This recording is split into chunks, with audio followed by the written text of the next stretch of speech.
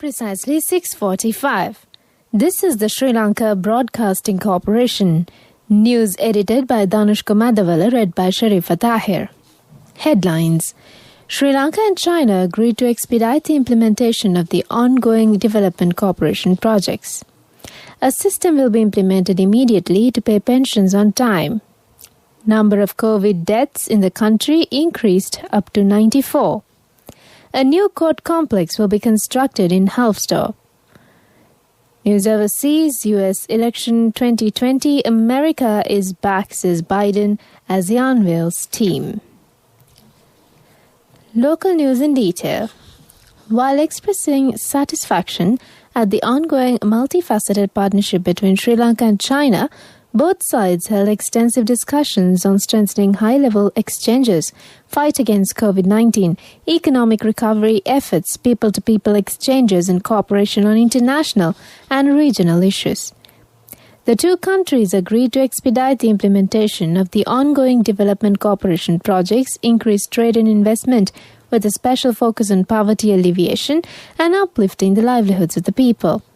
The two sides also identified new avenues for mutual cooperation to further elevate the strategic cooperation, or rather cooperative partnership, between Sri Lanka and China. The Embassy of Sri Lanka in Beijing, the Embassy of China in Colombo, and senior officials from the two foreign ministries joined the virtual meeting. Foreign Secretary Admiral Professor Jayanath Columbage, together with Vice Minister of the Ministry of Foreign Affairs of China, Lu Zhahui, chaired the 11th session of the diplomatic consultations between Sri Lanka and China virtually on Monday. Prime Minister Narendra Modi congratulated President Gotabaya Rajapaksa on its first anniversary of assumption of office. The Indian Prime Minister said that India-Sri Lanka relationship has expanded to new areas and was strengthened in the past year. Prime Minister Modi underlined that the strong collaboration between the two countries in the midst of COVID challenges symbolized the friendly ties between the two people. Prime Minister Modi reiterated India's commitment to support Sri Lanka's fight against the COVID-19 pandemic and development priorities. He said that under the decisive leadership of President Gotabaya Rajapaksa, the full potential of the bilateral relationship will be realized. Prime Minister Modi wished the President success in the tenure ahead and looked forward to continued close cooperation. The congratulatory letter is in continuation of regular interactions between India and Sri Lanka at the leadership level, which has resulted in significant strides in the development cooperation, trade, and economic ties in people-to-people context despite the COVID-19 challenges. Minister Janaka Bandara Tennakon said that a system will be implemented immediately to pay pensions on time. He was responding to a question raised by parliamentarian Chandima Veerakodi at the first meeting of the Consultative Committee on the Local Government and Provincial Councils of the first session of the 9th Parliament on Monday. The committee directed the Department of Pensions to collect data on the number of public servants retiring within a month. The need to review facts affecting the loss of pensions was also discussed at the committee meeting. The committee focused on the reinstatement of officers retiring from the public service. State Minister Rear Admiral Sarath Veerasekara informed the committee that the Prime Minister has been consulted regarding the Provincial Council election. The Prime Minister has been consulted on whether the election would be held on the proportional representation or mixed proportional representation. 4 new COVID-19 related deaths have been reported in Sri Lanka. One of the victims is a 74-year-old male from Ginnigattena area. Reports reveal that he passed away on the 22nd of November while receiving treatment in the intensive care unit of Ragama Teaching Hospital. The second victim, a 54-year-old male from Siambalapa South, who was under treatment at the Colombo National Hospital, has died on the 22nd of November. A resident of Colombo 5 area, a woman aged 73, also died of COVID-19 infection earlier yesterday. She was admitted to the Colombo National Hospital after testing positive for the virus and was later transferred to the Homagama Base Hospital. The fourth victim was identified as a 42-year-old male from Atulagama area in Bandaragama. Following the new developments, Sri Lanka's COVID-19 death toll now stands at 94. Several COVID-19 positive cases were identified in Sri Lanka as the total number of cases reported from the Minuwangoda and Paliyagoda clusters reached 17,436. The Department of Government Information said 458 more persons were tested positive for the virus. All the new cases are close contacts of the Paliyagoda Fish Market cluster, reports confirmed. With the new development, Sri Lanka has confirmed 20,966 novel coronavirus infections to date. This is the Sri Lanka Broadcasting Corporation giving you the news. Continuing with more stories here at home. Irrigation Minister and Internal Security, Home Affairs and Disaster Management State Minister Chamal Rajapaksa said that compensation should be paid for lands acquired prior to the commencement of irrigation projects. Addressing the Ministerial Consultative Committee on Irrigation in Parliament on Monday, the minister emphasised that attention should be given to cater the needs of people who are losing their lands and that they should be justly compensated to receive their blessings for projects in return. The minister instructed the relevant divisions to take necessary measures required for this purpose immediately. The minister made an emphasis on this regard when MP Dilan Pereira revealed that 6,000 families who had lost their lands as a result of the Umaoa multi-purpose development project had not yet been compensated. The police said that 2 suspects have been arrested by the Kantale police with 372 forged $100 notes. Police spokesman DIG Ajit Rohana said 341 fake $100 notes were seized from one suspect and 31 notes were seized from another. The Divisional Detective Bureau of Kantale Police had made the arrest on a tip-off. The suspects were produced to the Kantale Magistrates Court yesterday. The police are continuing further investigations to identify the linked contacts and the equipment used for printing fake notes. That's local news. A mother knows the pain of each member of the family. Siddha Lepa, the trusted relief for aches and pains. An effective therapy for relief from cold, sneezing, flu, headaches, swelling due to toothaches, rheumatic, discomforts, and muscular aches and pains. Siddha Lepa, the Veda Mahatmya in every home. The main news story is brought to you by Siddha Lepa Veda Mahatmya. And on the main news story, the Justice Ministry will construct a new court complex in Halfstove, Colombo. Justice Minister Mohammed Ali Sabri, during a recent discussion with officials of the Justice Ministry and the Central Engineering Consultancy Bureau, advised to expedite the building of this complex. The buildings where the current courts are currently housed are now in a dilapidated condition and also congested. The minister said that as such, it is necessary to construct a new complex with the Halfstove premises where there is adequate land. The proposed Adhikarana Piasa, to be built on 6 acres, will consist of 12 floors and will be able to house 40 court halls.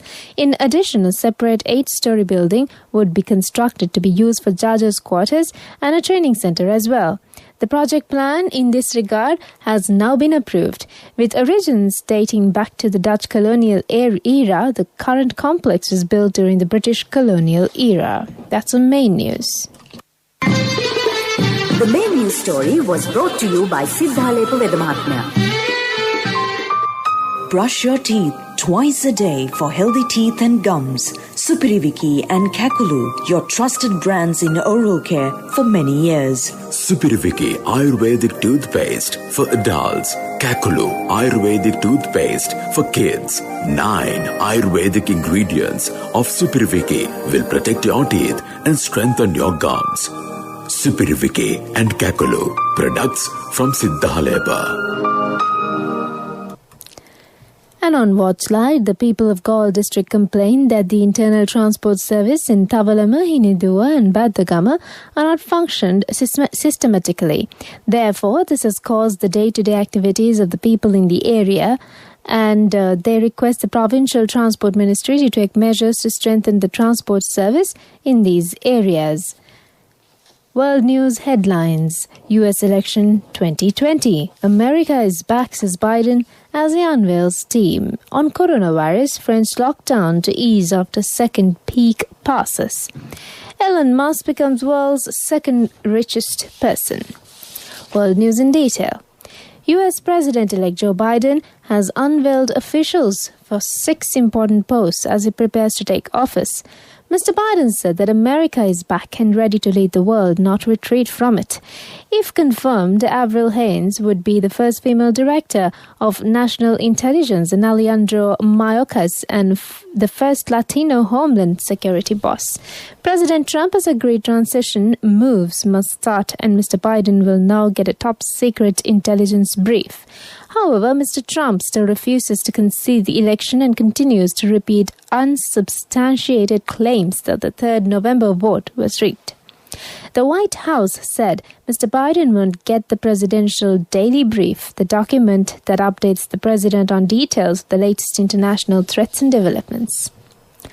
President Emmanuel Macron has said that France will begin to ease its strict coronavirus restrictions this weekend, allowing non-essential shops to reopen. People will also be able to share moments with the family over the Christmas period, Mr. Macron announced.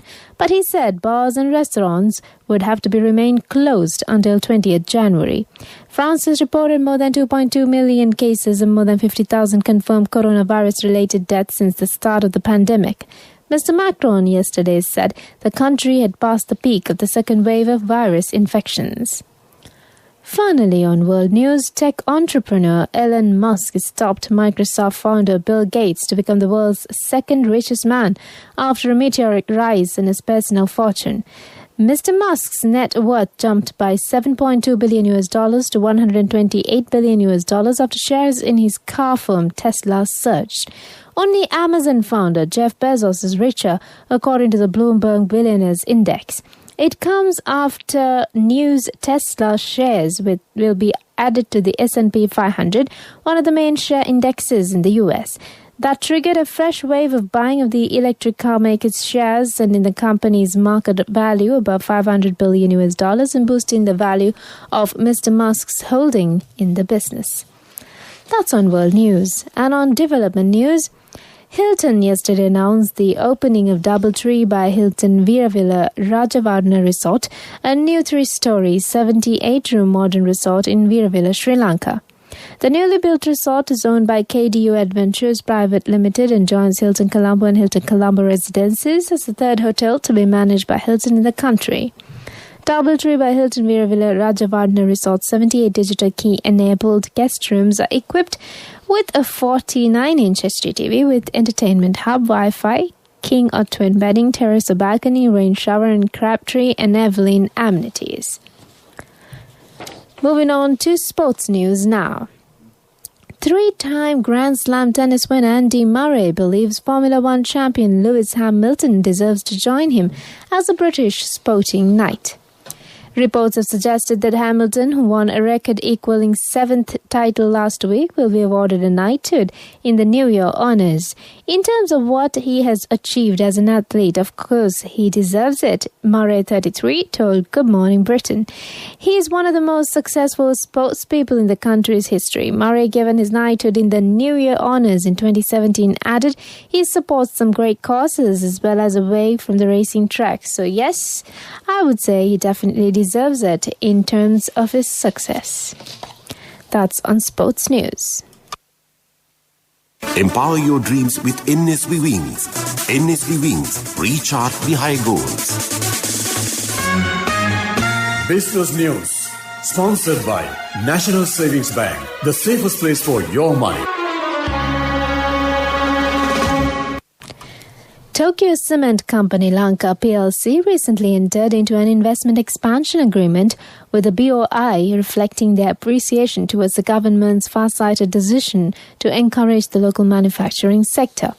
The company announced plans to increase local production capacity by a further 1 million metric tons with an investment of $12 million. The investment received the green light by the chairman and the board of directors of Tokyo Cement Group as a show of confidence towards the president and the prime minister's bold decision to encourage and uplift local manufacturers. Business News, sponsored by National Savings Bank, the safest place for your money. The wait is over and it's time for you to experience happiness. It's time to remap the graph for success. It's time to rebuild your empire. It's time to initiate your entrepreneur dreams. Empower your dreams with NSV Wings. Get your 2-year personal loan for just 7% per annum, starting from 500,000 rupees to 10 million rupees. All you need is just one guarantee. NSV Wings. Recharge the high goals. Economic news, courtesy of... Hello, Puta. Did you land already? We're in transit and our flight got delayed. How is Shani? Poor thing with her pregnancy. Calm down, everything is sorted. Why, I have my LOLC World Card with me. We are at the VIP lounge. LOLC Finance Credit Cards. Fuel the goodness in you. And on economic news, the Asian Development Bank has approved a $165 million loan to Sri Lanka to provide immediate financing support for small and medium enterprises, which have been severely affected by the coronavirus disease pandemic, and long-term financing to underserved SMEs, including businesses led by women and tea smallholders. COVID-19 has gravely hit Sri Lanka's economy due to the decline in demand and supply chain disruption of oriented industries, which has led to an economic slowdown that gradually spread across other sectors. Financial support is critical for SMEs to revive their businesses, which account for over 45% of total employment and 52% of gross domestic product of Sri Lanka. Congratulations on your promotion. When will be our treat, huh? How about today?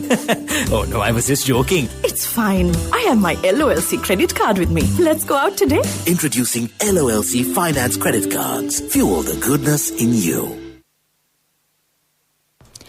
And on the weather update, the cyclonic storm Nivar over southwest Bay of Bengal is intensified into a severe cyclonic storm and And moving on to more, it is very likely to intensify into a very severe cyclonic storm and expected to move northwestwards and cross Tamil Nadu coast, India during next 24 hours. Under the influence of the system, very strong gusty winds, 60 to 80 kilometers per hour, can be expected in northern, eastern and north central provinces. Strong gusty winds, 40 to 50 kilometers per hour, can be expected elsewhere. Cloudy skies can be expected over northern, north central, northwestern and western provinces. Showers or thunder showers will occur at times in northern and north central provinces and Puttalam district. Fairly heavy falls above 75 millimeters are likely at some places. Showers will occur at several places in western Sabaragamu and central provinces and in Korunagal and Gaul districts. Showers or thunder showers may occur at a few places in Uva province after 2 p.m.